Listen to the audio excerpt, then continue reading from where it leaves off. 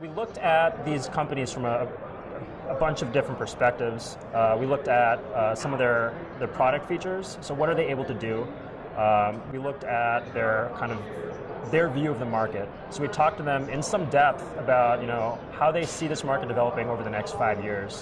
What are they doing to get ready for that? How are they servicing their customers? How are they supporting them?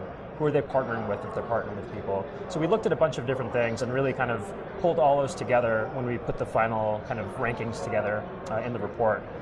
Get Real and some of the other companies who scored pretty well. I think on the product side, a few things. One, they showed an ability to kind of, again, form that longitudinal record. So a couple of these companies came out of almost an HIE background, an information exchange background, and they're very comfortable pulling in different CCD files and layering them on top of the clinical data that comes out of one EHR and really kind of cobbling together a more complete kind of vision of what's going on in the patient's life. Get Real included. I think they have an exceptional ability to do that.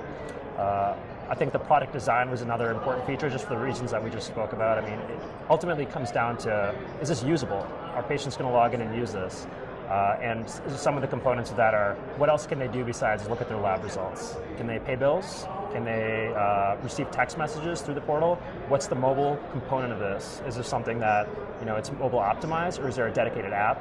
So we looked at a few different areas, and Get Real was kind of towards the top of a lot of those on the product side. I think on the market side, Get Real has this interesting history as almost starting off as a consulting company.